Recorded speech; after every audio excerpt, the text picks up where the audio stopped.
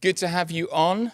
As ever, we'll be looking at the messages, so please say hi in the chat, say good evening wherever you are. If this is the first time you've logged into Crowd, and you may be watching this on record, then we are a live online church, but everything's there on the website for you to catch up as well. Lots of fantastic material, crowd.church. And we do a live stream every Sunday night, and straight after this, we will have a live lounge. The link will come in the chat in due course, and you're very welcome to stick around, say hi, build a bit of community. So yeah, we're connected with Frontline Church, but we're entirely online, so people dial in from all over the world. You are very welcome. The only other thing to mention, I think, is we're running an alpha course at the moment on Wednesday evening, 7:30. The details there are also on crowd.church. So if you want to do an alpha, but you're not physically able to go to one, please do join our one online. Yeah. And this evening, we have a new host. I'd like to welcome, please be nice to him, you might be a little shy, Matthew Edmondson. Thanks. Well, very nice to see it's you, great Matt. to be here. How are you doing? I'm a bit nervous. Well, that's understandable. This is You're a big gonna have thing. to explain the Broadcasting to thousands. the pun now. Yeah, for those of you joke. not dialed in, Matt kind of leads Crown Church. So, we were due to have the wonderful Josh here tonight, but unfortunately he can't make it. So Matt's stepping in. Yeah, stood into the breach. Yeah, well done, Matt. Well, Hero. you know, I just put on my cape and away we go. But yeah, good to be with you, Crowd. Sorry, good to be with everyone. Very good. We are in the midst of a Becoming Whole series. We've looked at lots of different family relationships, community, friendships, and tonight we are going to explore the topic of hospitality. And I've been a brilliant host this evening because I've left the people that were coming around to dinner to come and host Such a giver. church on hospitality. The irony is not lost on me at all. But yeah, so we'll be hearing from Dan Orange in a little bit on hospitality. This is very interactive. We're a pretty informal bunch. So If as you've not Dan's guessed talking, already. if questions arise, put them in the chat. We'll try and deal with them later. After Dan's brought his talk, we'll have Conversation Street where we will talk about it and discuss. Mm-hmm. But before we do that, Matt, hospitality. Did you grow up in a hospitable house? What do you remember about hospitality as a kid?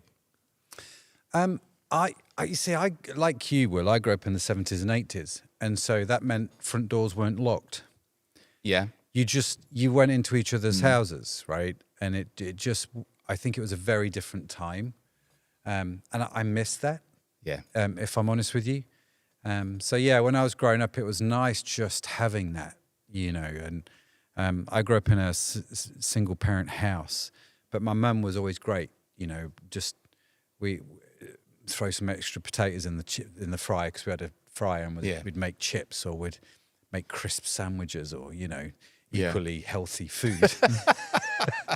And it was just great. But I think how we do hospitality now is different to how we did it when I grew up. Yeah. But I mean, yeah, I loved it. That whole era of just bouncing back into. Now it's like if you want to go around someone's house, it's like, can I come round? Is that okay? You sure? I don't want to book it intrude. about a month in advance. Can we do this? Whereas before you just walk, hello everybody, I'm here.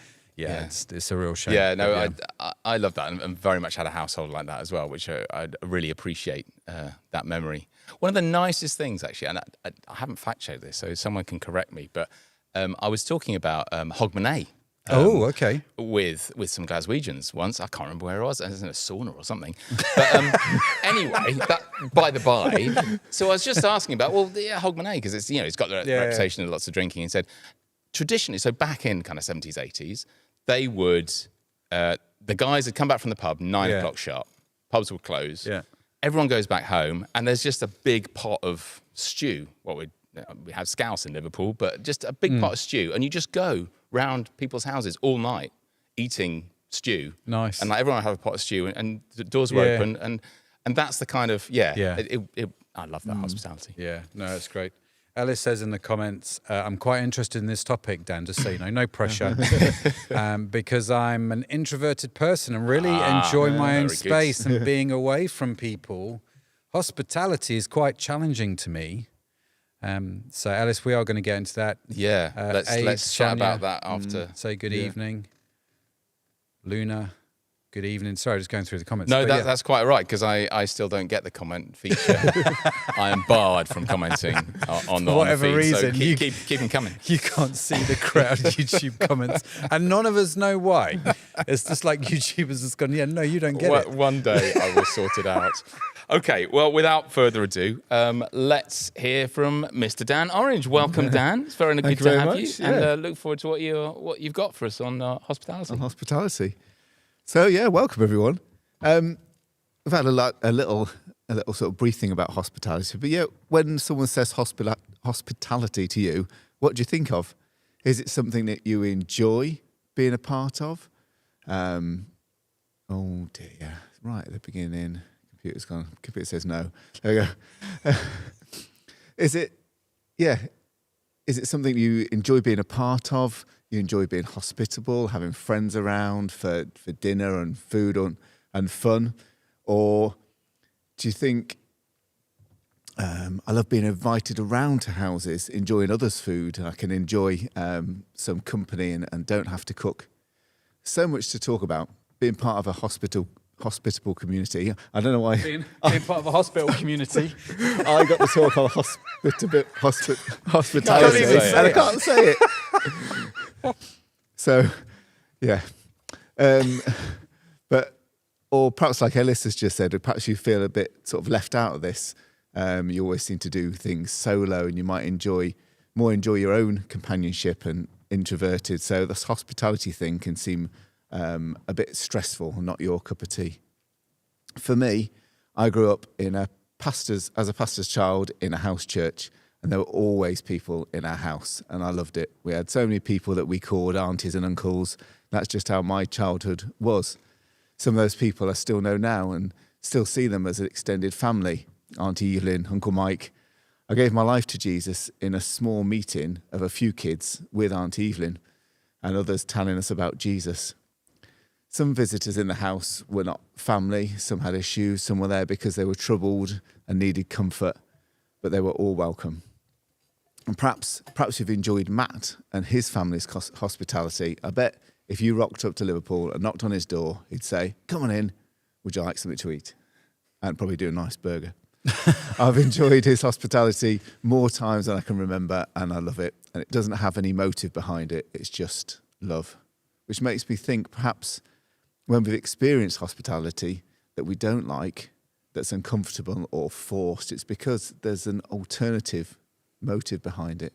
It's a party for the presents that are hopefully being brought, or it's an invitation in the hope that this will be reciprocated, or it's the invite to get your point across, your message, your religion, your point of view. I was talking to friends this week about this talk and what it was about, and she said in response that it has been said that we're a very connected generation, but physically distant. And I think that recent events have just increased that. I mean, COVID forced that distance. It actually said we're safer on our own, but it's okay, we can Zoom with each other. So introverts relaxed and extroverts created Zoom pub quizzes. But it wasn't all bad. I mean, many of us wouldn't be listening and be part of crowd if COVID didn't make things sort of a bit more normal. So perhaps proof that God can truly make things good for those that love God. When you think of COVID, perhaps in the UK, you remember the massive toll it took on the hospitality industry. The business of meeting in person and eating together was really hit hard. Who remembers Eat Out to Help Out Yeah. in the UK to try and keep the hospitality industry from completely collapsing? We all had half-price meals paid for by the government so we could eat together and help the industry, perhaps not necessarily limit the spread of the disease, but they were different and odd times. But my point is hospitality is needed, and it's been affected in so many ways. And the Bible has a lot to say about hospitality, about being generous, being open, being welcoming. In fact, in the book of the laws in the Old Testament, Leviticus, there's a law. God has been talking through Moses earlier in the chapter and saying how we should love our neighbour as ourselves. The verses Jesus quoted when he was on the earth. Excuse me. And then later, these verses in chapter 19. So I'll read them out. When a stranger sojourns with you in your land, you should do him no wrong.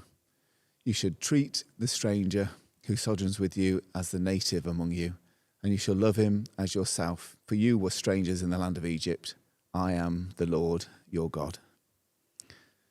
So yeah, I'm the Lord your God. Treat the foreigner, the stranger, as one of your own. Remember, you are a foreigner too. It's a command. I am the Lord your God. That's God saying, I'm speaking this. And we nowadays may not have been physical foreigners like the Israelites who were in Egypt, but those of us that come to know Jesus, we were outsiders, and now we're part of his family. This is for us as much as for the Israelites. It's towards actual strangers, foreigners, as well as those that are not part of God's family. And even before this command, earlier in the Bible, Abraham, who was living in his tent and spending time with God, and then something happened. So let's read this other passage as well. This is Genesis 18. And the Lord appeared to him by the oaks of Mamre, as he sat at the door of his tent in the heat of the day. He lifted up his eyes and looked, and behold, 3 men were standing in front of him. When he saw them, he ran from the tent to meet them, and bowed himself to the earth, and said, O Lord, if I have found favour in your sight, do not pass by your servant. Let a little water be brought, and wash your feet, and rest yourselves under the tree, while I bring a morsel of bread, that you may refresh yourselves, and after you've had that, you may pass on, since you've come to your servant. So they said, do as you have said. And Abraham went quickly into the tent to Sarah and said, quick, 3 seahs of fine flour, knead it and make cakes. And Abraham ran to the herd and took a calf, tender and good, and gave it to a young man, who prepared it quickly. And he took curds and milk and the calf they had prepared and set it before them. And he stood by the tree while they ate. So Abraham was communing with God, and these strangers come. This is an event that approved of by God, set up by him. The first thing he does is run to meet them. This is Abraham, who's a wealthy, elderly man, even at this time. And they were strangers, but he just fed them. Not just what he was eating. He said, a few morsels of bread, but he went out. He got the good stuff and served them. He involved his wife, probably the servant, the young man to help. And they all got involved. And if you read further on, these messengers revealed plans to Abraham. Abraham wasn't expecting to receive for this, this gift. But he did receive. He didn't know what was happening, but people came round and it welcomed them with open arms. And then in the New Testament, in the letter to the Hebrews, the writer talks about this event. And for Christians, it's a really very often quoted verse, and it says this: do not neglect to show hospitality to strangers, for thereby some have entertained angels unawares. He's referring to Abraham and his guests. Abraham didn't know at the time, but they were angels. They had come to give an important message about him and his wife, that they were going to have a child. When we entertain strangers, we don't know how much we're doing. Sometimes it's an actual meeting with angels. Sometimes it's just food. Sometimes it's the love that those people at the time needed more than anything. For me, this says, God, I don't want to miss out on being your servant, being your hands and feet and provision on this earth. But how about that? How about entertaining angels? Sounds pretty cool, doesn't it? But mostly it's just day to day. It's loving without perhaps ever seeing a reward, because it's what we want to do, because it's what we've been taught to do. I mean, is it a necessary thing, or is hospitality a means to an end? Seems a bit harsh, this statement. So what do I mean by that? Okay, so I'll be hospitable and I'll talk to strangers if they need to hear the gospel, but only for that reason. Sometimes I know I've felt that. Perhaps you've been on the end of a conversation like this. Sometimes perhaps I've interpreted a talk in church that way. We need to tell people about the good news of Jesus, invite them into your house or meet with them, go for walks to tell them about Jesus. They're my They're not really my kind of people, but if I must, I will. So should we be hospitable to share the gospel, or is sharing the gospel being hospitable? I hope you see the difference there. The good news of Jesus needs to be more than words, more than religion. It has to be transforming. It's not a bad thing to tell the gospel, but if our motive isn't genuine, isn't love, then is it real? Jesus doesn't hold back with the fact that the gospel is not just words, it's actions as well. Let me read this in Matthew 25. Then the king will say to those on his right, enter you who are blessed by my Father. Take what's coming to you in this kingdom. It's been ready for you since the world's foundation, and here's why. I was hungry, and you fed me. I was thirsty, and you gave me a drink. I was homeless, and you gave me room. I was shivering, and you gave me clothes. I was sick, and you stopped to visit. I was in prison, and you came to me. Then those sheep are going to say, Master, what are you talking about? When did we ever see you hungry and feed you, thirsty and give you a drink? And when did we ever see you sick or in prison and come to you? Then the king will say, I'm telling you the solemn truth. Whenever you did one of these things to someone overlooked or ignored, that was me. You did it to me. And then Jesus goes on to say what will happen to those that didn't feed and clothe and visit and tell me. And I tell you, it's not good. In fact, you don't want to be in that group. It's probably one of the most stark warnings. So go read that for yourself. That's another talk. So this seems to be part of the good news of Jesus. It's part of his work in us that he brings out these works and things themselves. They don't atone for what we've done. They don't overcome the rift of sin between us and God. That huge debt. It's only his grace that does that. The Bible says we're saved by grace, but it says without faith, without works is dead. So without works, our faith is dead, or faith with works is life. If we're living without works, is this because we're not allowing God's grace to change and transform us? Now, I don't want you to come away from this talk and think, I can't do this, to be disheartened. It's okay for extroverts. It's okay for Dan. He can talk about this stuff and do this stuff. He's got a wife that can cook and just people can come and enjoy her food.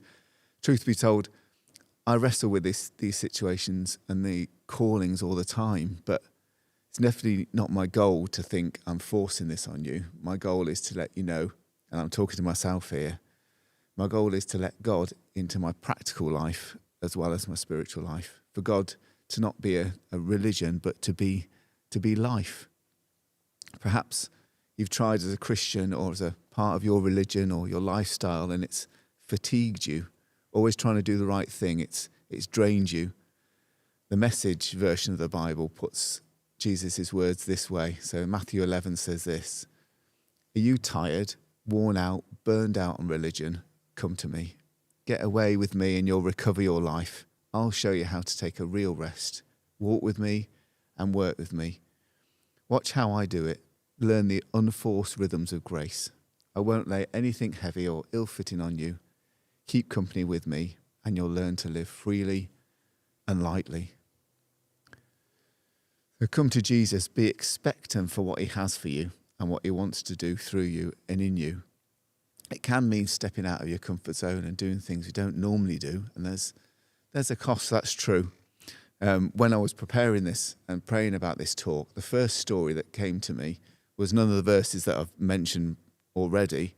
It was this story, and it's told in the Gospel of Luke and the Gospel of Mark. Jesus is in someone's house and he's preaching. So someone has let him stay in their house. They've been very hospitable. There may have been food. He might have slept there. And it could be the owner just said, come on in. Anyway, he's there. He's preaching. It's crowded. There's no room for any more people to come in. And some guys have a mate who's paralyzed and they want to heal him. They want Jesus to heal him. And they can't get in to see Jesus. So they climb on the roof and they start dismantling the roof. They're damaging this guy's house. They made a hole big enough to get the guy through, drop him down in front of Jesus. An amazing miracle is now possible. Jesus forgives him of his sins and heals him. The guy picks up his stretcher and he's off. Everyone amazed and everyone's happy. Even the owner, even the guy that's hospitable and opened his house.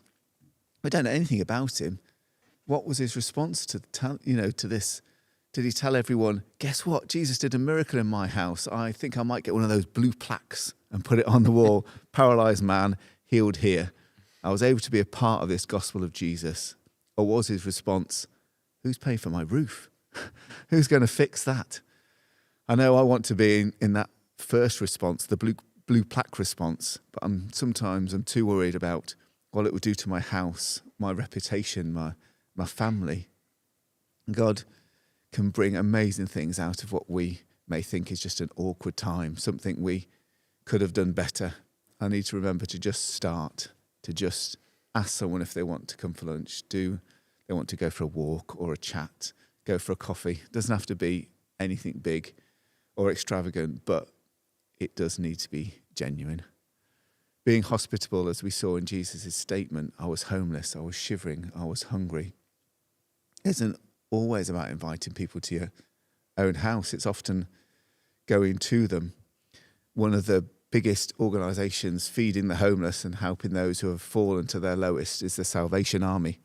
Salvation Army was set up by a husband and wife couple, William and Catherine Booth, and they saw that those in the slums, so it's back in Victorian times in the days of Dickens and Jack the Ripper, and they saw people really needed help. They saw that the gospel was to give them hope and help and physically help them out of prostitution, about drink, poverty. They preached the gospel in word and in deed. And the Salvation Army is in so many countries now being hospitable to bring the good news of Jesus to all, feeding the hungry, clothing the homeless, visiting the prisoner. This couple went against the culture of the time and they stood up for those that had nothing. I came across this quote from William Booth, and he said, I'm not waiting for a move of God.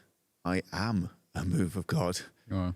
Wow. So not just waiting, but saying, I'm going to get on with it.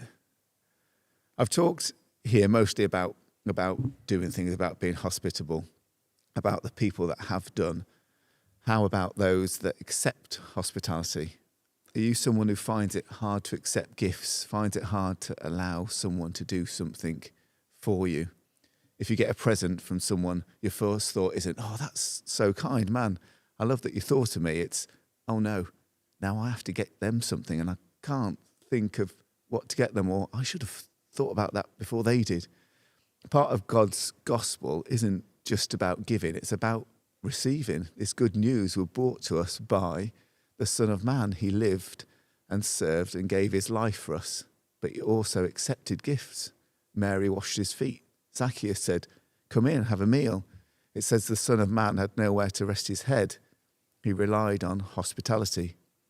He says the church is the bride. We're going to be part of the feast.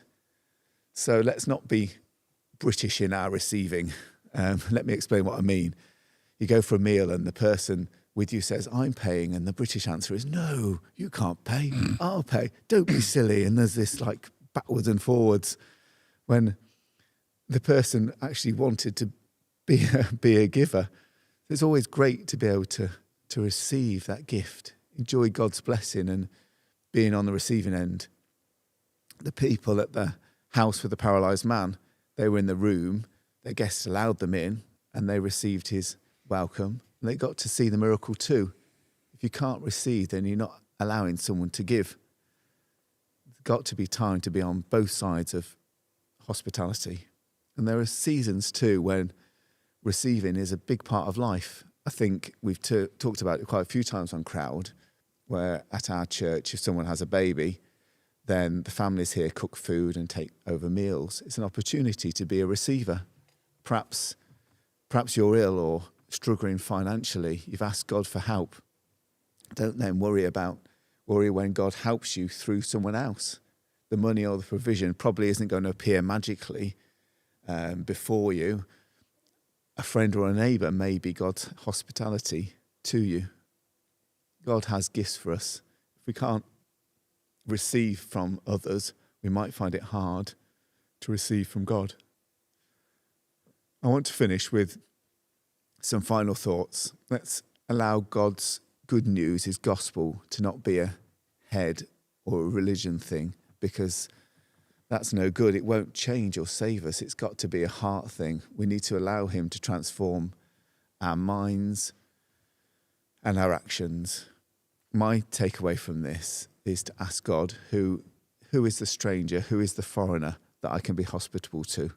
Sometimes it's not always easy or comes at the most inappropriate time. The passage I read about Abraham entertaining his guests, well, the chapter before it, the last thing recorded was about Abraham's covenant with God, and that he was circumcised at 99 years old. And then the next thing we read, he's running to his guests. It's not always comfortable, but it's often rewarding.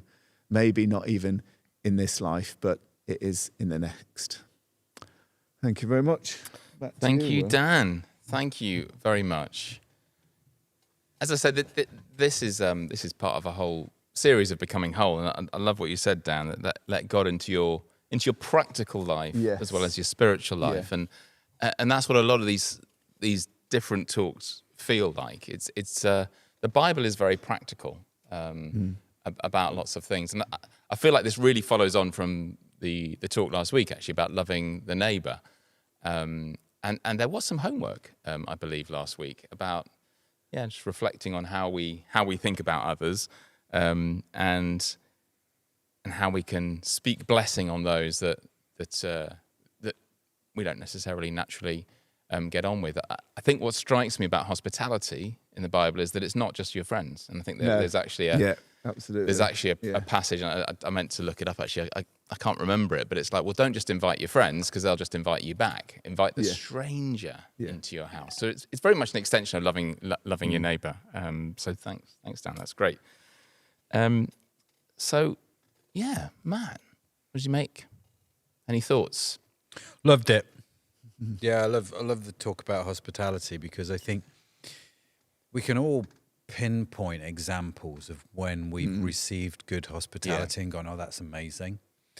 And we've probably all given hospitality in a good way and gone, oh, that's amazing. Do you know what I mean? And it's like, you kind of go, I think there's something quite godly, quite divine about the whole thing. Do you know what I mean? And you kind of wonder what hospitality was like with Jesus, don't you? At least I do. You watch The Chosen, right? Yeah. And you see the food and the things that he does, and you kind of think, the one thing I really, really want to do when I get to heaven is I want to eat the fish which Jesus barbecues, right? Because there's this thing, isn't there, the story where he raises from the dead and he's just barbecuing fish on the beach, and his disciples come and eat that fish, and that's going to be good fish, right? Yeah. And I'm not a big fish fan, but you just know that's going to be good. And I think I just love the conversations about hospitality. I love how in the Bible, so much of it is just around food. Do you know what I mean? So there's always food somewhere. And it's lot of community around food. Yeah, a lot of community, a lot of simplicity about it. Just being with people. Yeah. So I'm talking fish, I'm going to ask you I'll give you a few moments to think about your best hospitality, receiving hospitality, your best moment. So one of the ones that really strikes me about that whole kind of stranger thing, and actually it's fried fish, so well done. Good segue. I had the immense privilege of being out in Kyrgyzstan a number of years ago with a friend of mine and my wife, and we were visiting a friend who was working out there. And we went on this crazy road trip. It's very alpine, Kyrgyzstan, most of it's mountains. In this old Lada taxi, it used to be kind of part of the Soviet Union. So this very old Russian car, which was almost held together with bits of elastic. And we were kind of just up over these alpine passes. Anyway, we rock up at this very high lake. I don't know how high it was, thousands of feet up in the mountains. And he just kind of comes off what was really a track, trundles across the grass and just stops at a yurt and just says, "Oh, we'll get out here." So, do you know these guys? And I go, no, we'll just pop in here. And we just went into this yurt, and there was like all these guys sitting around, and it was one of these guys' birthday, because they go up to the summer pastures. And so there was a bottle of vodka, which was his birthday present, and they invited us in. They made space for us around the fire in this yurt. And the wife was cooking fish that had literally just caught in the lake. We were just by this lake.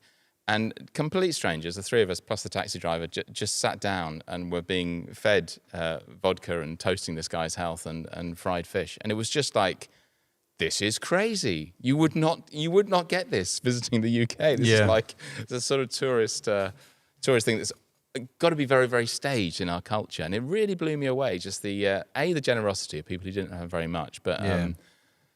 and just how natural it was. It was just like a very natural welcome. So have you got an example what good hospitality feels like? I think for me, it all revolves around food. So all the examples in my head are usually around food or some event. Do you know what I mean? Like, there's a friend of mine, a guy called Tim in Jersey. And I remember the first time we met him, it was just come around to the house. Cooked this amazing food. We instantly became friends, and we're still friends now, right? And you just kind of think, it was so simple. And I think for me, one of the things that we tend to do in our own heads is overcomplicate it. Yeah. Right? So we're having people around. Right, the house has got to be clean. That was always one of the things that always used to bug me. You know, you spend 4 hours cleaning the house for people who could care less whether your house was clean, right? Absolutely. And a bit like you'd spend 4 hours cleaning the house before you go away on holiday, just in case someone breaks in and it's not clean. Anyway, but you can clean tell the it's house. men hosting. Yeah.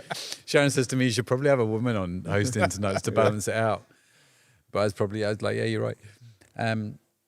But we do tend to overcomplicate it, right? Yeah, and absolutely. the house has got to be clean. The food has got to be like the most amazing food that you've ever eaten. And all the things like you talked about, it was fried fish and vodka. And you didn't mention once about the house being clean or not clean. It was just about the welcome. Yeah. And I think that for me is the beauty of it, is the simplicity. And all the good examples in my head of when it was spontaneous or even when we're invited around, but it was simple. Yeah. I feel uncomfortable going around to someone's house knowing that they've done a big posh meal. No, it's a really good point. And I think if you look at all the biblical examples of hospitality, a lot of it is completely surprise, isn't it? It's like the Abraham, the visitors, and it's not an invitation that's in the diary for a month. It's not a dinner party, is it? No, like not at all. Dinner party is that like the staged. It's not being. It's hospitable. You got food, but it's not. It's not. But people just rock up and they're unexpected, and yet they're welcomed. And I think that's the sort of hospitality that is a challenge for us. I remember talking about that. So I grew up in quite an open sort of house. My mum was just inviting complete random strangers around the whole time, and it was quite an education for us at times. I mean, she would literally pick people off the street who just were looking a bit down their luck and like invite them back for dinner. Amazing house to grow up in. But I remember going around to friends' houses, and there was this one particular friend, and we used to go to the pub, and we'd get a kebab, and then we'd come home to his and watch Red Dwarf videos into the night. And we'd always want to go and just make some toast, as you do when you've been sat in the pub. And he was like, "Oh, no, you can't go in the kitchen. You have to come into the posh dining room." And it's like, your parents are in bed. No one's going to know. But there was one day, I think, like years into this friendship, when I was allowed into the kitchen, and it was a complete mess, and it was just like a family kitchen, you know. But he was just petrified that somebody would find out. And you're right, you just feel a bit awkward. Yeah, if like all the best china comes out when you're coming around, it's like, I don't really feel welcome here. I feel sort of honoured, but it's a bit weird. And I feel like I've got to act a certain way. Well, exactly. It kind of changes the tone of the conversation, which is why I love that kind of unexpected, because you're sort of caught as you are. You know, you just have to. There's no airs and graces. You just have to be. And it's more likely to be genuine as well, isn't it? If it's that unexpected. Yeah. Like I remember with our kids, when our kids were growing up, right? We were like, there was a couple of things that we were in. And I know you guys are intentional in this as well, but we were like really intentional in like who they hang out with. We wanted our kids to grow up with good friends because it's so important in their life. And so we were like, right, if they were hanging out with their friends, we wanted to make sure that if they were like all hanging out and they said, whose house should we go hang out with? I always wanted their friends to go, let's go to your house, right? To one of my kids. I wanted that to be the top of the list. So I wanted to create an environment where that would happen. We came up with this thing called fridge rights. Right. And so we would say to kids, including Elias, we've not said it to Luke yet, although, I mean, he's not grown up with our kids, but we said it to Elias, said it to all the kids. There came a point where they came into our house and we'd just go, listen, you've got fridge rights, which basically meant they could open up the fridge and take whatever they wanted out of the fridge, as long as it wasn't alcohol. You know, or caviar, maybe. Not that we regularly have caviar in the fridge. I've never seen caviar in the fridge. But this idea, that to me is hospitality. It's like the ability to come in and make yourself feel at home. Yes. Right? I want to, when I go around someone else's house, I want to feel like I can offer to clean the dishes, but also not feel as though I have to. Especially if I'm tired.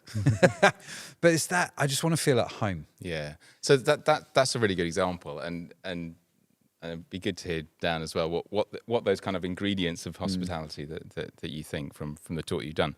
But my mum would always get whoever came for lunch, they just get them to do the washing up. It was like, you are part of the family. You've come in, you just help out with the washing up. And no one's going to be forced to do it. But again, that as a kind of going then to houses where you are treated as an honoured guest, that really struck me. I'm like, no, I'd far prefer actually just to be able to do the washing up because you just feel part of the family. I think that's a really good. I think it's a really important good example. Thing. Really important. So in looking through these biblical stories, then Dan, those kind of, I mean, and we had an answer on the chat. If you look at any more comments, Matt, about how do you do this if you're not into the kind of dinner party thing, which I think hopefully we're saying is that's not really hospitality. That's not what it looks like. But what are those elements that you can?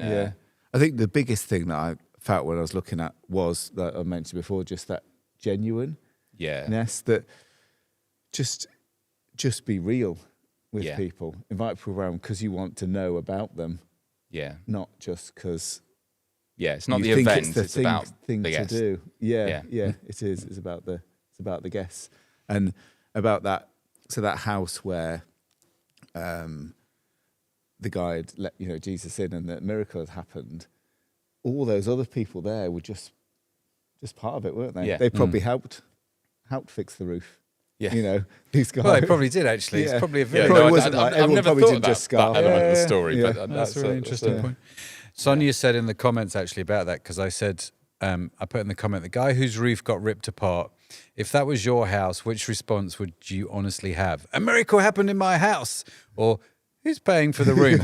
As you said, no judgment here.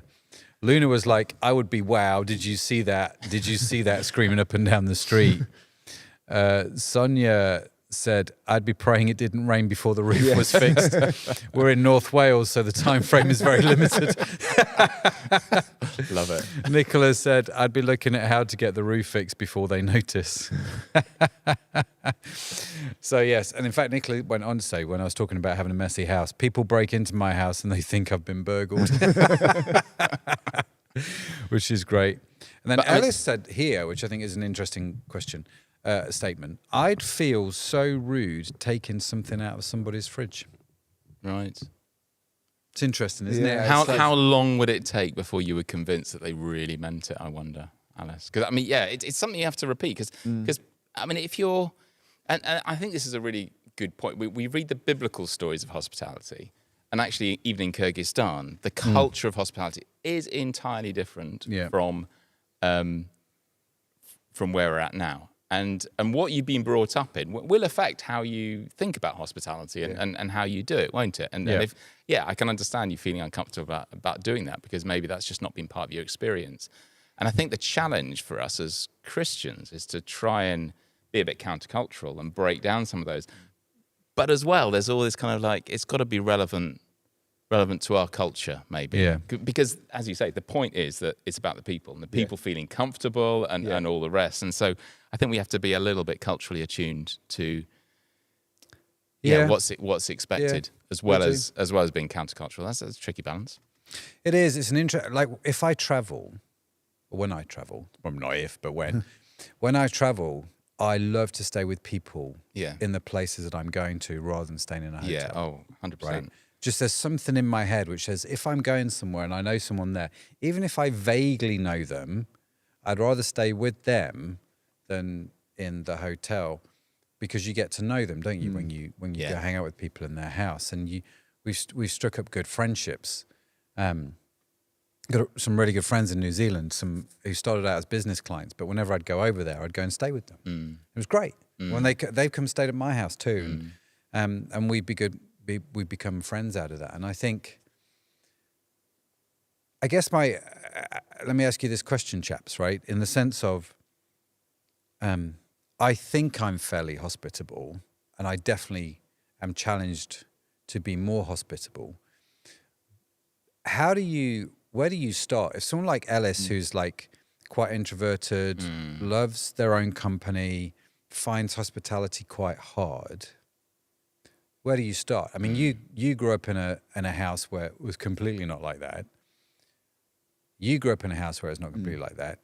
You're not the most extroverted guy on the planet, No. so I'm kind of curious how you deal with it. Yeah, because when I was thinking about this, I put that bit about an introverted, and I've definitely changed. I would never say I'm an extrovert, but things have changed in me. I would easily just be happy to go to someone's house and just not say a word. Yeah. And it wouldn't have been a problem. Yeah. I'm just happy just to be quiet and just hear people talking, you know. So there's definitely been a change there, whether that's just getting older or whether that's because in my job I've had to be forced to be talking to people, or definitely think God has helped me with that. Yeah. But I wanted to, there's so much to say, isn't there? But in the talk, I wanted to sort of also show that hospitality doesn't have to just be, you know, food's great because you've got that.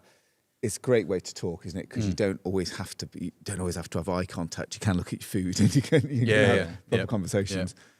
But if someone's like, I was thinking, someone's moving house, you just say, I'll give you a hand moving. That's being hospitable, isn't it? Yeah. No, I think it's really, definitely different skills that some don't have to be taught. It's a really good point. And we've had neighbours before something like their washing machine's broken down, or the water's off, or they haven't got a shower because of work in the house, and you're just like, well, we'll come and use our stuff. That's fine. And there's not even really any interaction required. It's just like, I've got something that I could share. Yeah. So it does go wider than the meal for sure. And I think counting the stuff that you have, whether that be your home, your food, the things you own, as not just your own, but as a resource that you can share with a community, of friends and family, but actually also of strangers within reasons. I think that's where I think you're right. That's where it's getting to. That's the kind of the challenge for us. Yeah, and I'd also say, Ellis, just coming back to that question, if you struggle with hospitality, like I said earlier, keep it simple. Yeah, absolutely. Don't overcomplicate it. Like you said, look at what you've got. Like Sonia put in the comments about having a stranger come around their house to use the shower one time. Yeah. That might not be you. That's totally fine. I get that. I remember waking up one day to a note by the side of the bed that Sharon had put there and saying, by the way, if you find a strange guy in the back room, that's okay. I said he could sleep there. And I'm like, there's a story behind it, but Sharon's like, in the middle of the night while I'm fast asleep, letting strange fellas in to come sleep in our back room. And so I'm like, love that. Okay. But I think, everybody's got something. And I think food doesn't have to be complicated. You don't have to do the big fat meals. Like when we do the footy, you guys bring the crisps. Yeah. It's crisps and beer, right? I mean, it can't get any more simple than that. And like last time you came around, I did poached eggs on toast. Yeah. Do you know what I mean? Or peanut butter really on up in toast. The game, that was. It was fine cuisine. So I don't think it has to be complicated. And I think it can just be something as simple as a cup of tea. Yeah. And thinking about, well, if I have people around, I won't know what to say. Just get a card game. You know, get Monopoly or Yeah. not Monopoly, but you end up killing people with Monopoly. Maybe Catan or whatever. Do you know what I mean? And use those things as ways in to start building something. And in fact, Sonia, one of the things that Sonia does, which I love, is actually she's super hospitable on the WhatsApp community group, which we've got. So the community group that Sonia's in, there's a WhatsApp group. She's in there all the time, asking how people are, praying for them and all that sort of stuff. So it's not like it's exclusive of digital. I think you can be hospitable in multiple places, just checking in with people. Yeah. But I just start simple and just take a step of faith. It's going to be a little bit uncomfortable if it's not your usual bag, but I think have a go, see what happens. Yeah. I was thinking about the Good Samaritan, and the story is that, you know, that a rich sort of Pharisee walks and he just crosses over the road, and then a Samaritan comes and helps this guy that's been beaten up. But I felt it wasn't the story wasn't necessarily what the Samaritan did. The first thing was that the Pharisee walked and he went around. All we have to do is not go around. Yeah. You know, we might not even be able to have had the money to take the guy to the inn, to pay for him, just not go around. Yeah. Just that start. Yeah. I mean, just actually seeing people it is as in like really taking a moment to connect and see the situation. And another answer to that, Alice, as well. I mean, you may be surprised in this, but I'm not a big chatter. I'm not a big small talker. I do enjoy having people over. But hang on, sorry, Will, just one sec. Zoe, I want to go to you on this. Now, there's no camera or microphone on Zoe, who's on the tech desk. Now, Zoe is my daughter. She's really good friends with Will's daughter. Would you agree with that last statement? No. Okay. All right. I'm sorry, Will, just call him I'm also deluded. But there's been times, for sure, when it's like, I cannot imagine having the emotional energy, because I am actually a bit of an introvert as well. I get to the point of like, okay, I've had enough people. I just need to go and sit in a cave. But we are blessed with a home that has space. And there's been a couple of times, in fact, a few friends who are big into Eurovision. You'll know them, Kathy Gregory and Claire Glare. And they were like, "You've got the biggest house. Can we have a Eurovision party at yours?" I'm Fantastic. like, I don't want to host a Eurovision party. It's like, no, you don't have to. You just open the door, literally. And actually, hospitality you can do as a bit of a team. Yeah. So it's like true. That's Kathy good. and Claire had the Eurovision energy, and they came with their flags and their lists and then we got people to bring food. We didn't even have to cater. We literally just opened the door of our home and then could just be in the background. But actually, that's become an annual Eurovision party where we just do exactly the same. Fantastic. All the people who are really into it come. A load of neighbours come who aren't really into it, but just come for the gab. Everyone brings a bit of food. And so there's great. bits, even if you're not, I think we think about it very individually, don't we? And actually the examples are quite individual. But you can do this as a bit of a community. You can do it as a family. You can do it with a couple of friends. It's like, do you know, I'm just going to be in the kitchen. I don't want to talk to anyone, but I can make shortbread. I'll make the shortbread and make the tea. Yeah. You go out there and do the kind of hosting bit. So I think there's ways as well. You just, again, bring There what is, you've got. yeah, play to your gifts. Like when I was thinking the other day when you guys came round with Luke and he was cooking the sausage and egg muffins, right? It's like, great. I think getting everyone involved is really, really good. Yeah. I love that. I think it's, although I don't know if I want the invite to the Eurovision party. Open invite, mate. You don't have to come. Just knock on the door. It really splits into the two of like the people that are really into it, they tend to go into the sitting room, Yeah, tend yeah. to kind of project it in the kitchen as well, but everyone's just gabbing. So no, it'd be a good crack. No, it is good laugh. But I mean, just another point actually about the culture. So I mean, we've found very much that people crossing your threshold is not a thing in our neighbourhood particularly, and actually people tend to be quite occupied with their families and always busy and all the rest.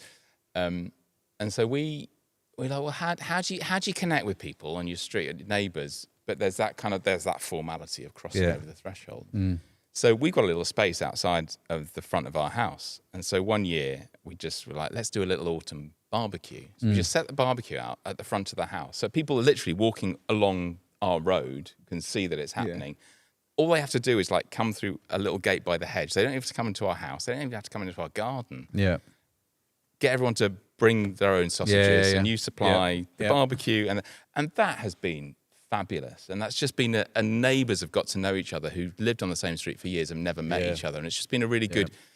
So finding things that are kind of culturally relevant where you are, getting some people that can do the bits you can't do, and have fun. Just have a go. It is fun. Yeah. It is fun. I think it's great, and to sort of close the circle, it's okay if you need time away from people. Yeah.